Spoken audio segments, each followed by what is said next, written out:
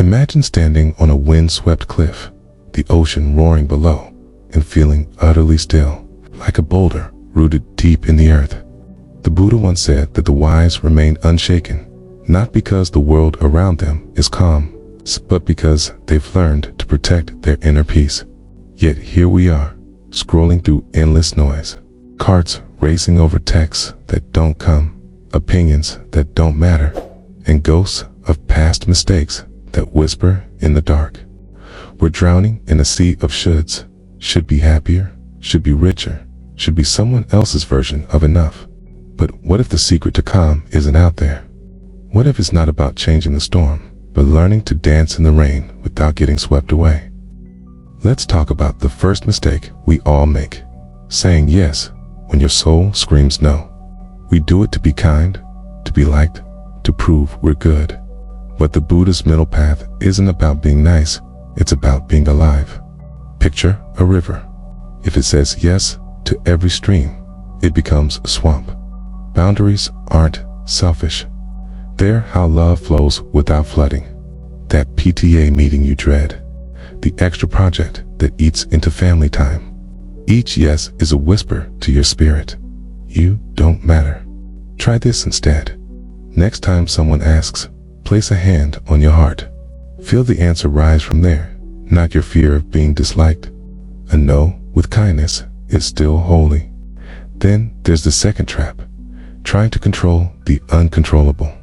We grip life like a steering wheel, white-knuckled, convinced that if we plan harder, worry louder, or micromanage every detail, we'll finally feel safe. But the Buddha taught that suffering arises from clinging to what cannot last. Think of a leaf trapped in a river's current. It wastes no energy fighting the water. It floats. It trusts. It lets the stream carry it where it needs to go. Yet we exhaust ourselves raging against traffic jams, weather forecasts, and people who refuse to change. Ask yourself, is this mine to control? Can I surrender to what is, instead of demanding what should be? True power isn't enforcing outcomes. It's in releasing the illusion of control and finding peace in the flow of life. The third demon, hunger for applause. We post filtered life, refresh for likes, measure our worth in follower counts. But the Buddha's harshest teaching, you're already home.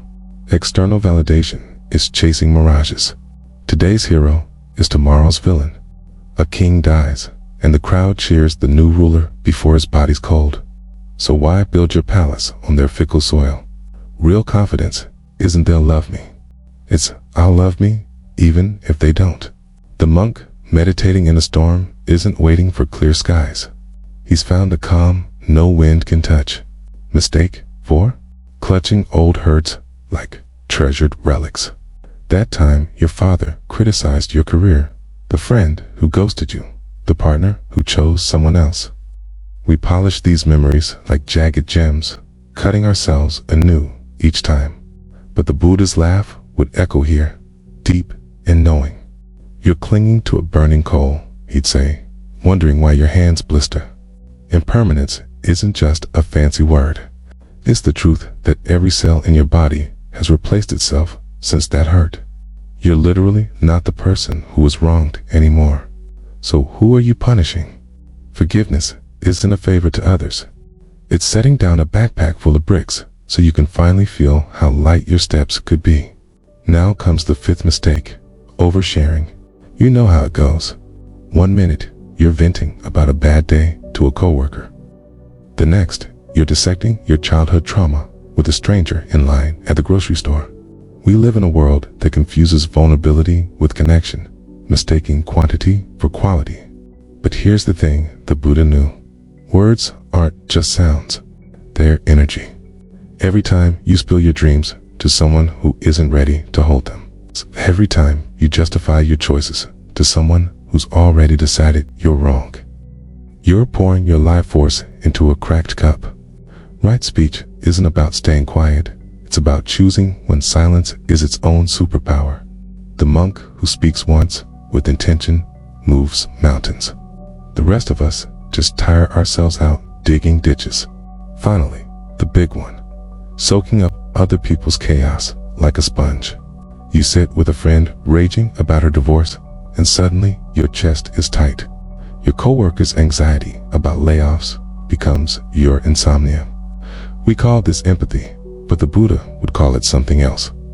Forgetting where you end and others begin. Picture a lotus flower. It doesn't fight the muddy water. It grows through it, petals dry, roots steady.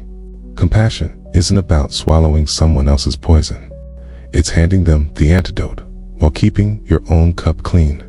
Next time someone dumps their anger on you, try this. Breathe in. Imagine their pain as dark smoke. Breathe out. See it dissolve into light.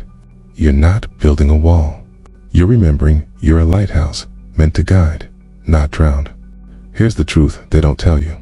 Protecting your energy isn't selfish. It's how you stay soft in a world that hardens. How you keep your laugh ready when cynicism seems smarter. The Buddha didn't hide from life. He walked through its fire with a quiet smile. Not because he was special, but because he stopped fighting basic truths. Pain will come. People will misunderstand you. Storms will rage. Your power lies not in stopping the rain, but in building an inner shelter so solid, so warm, that you can watch the chaos and think, little storm, how brave you are to try shaking me. So tonight, when the screens go dark and the world feels heavy, try this. Sit where you are. Breathe in, not to fix anything, just to remember you're alive. Your heart beats without permission. Your lungs rise without applause. You're already the mountain, already the lotus, already enough.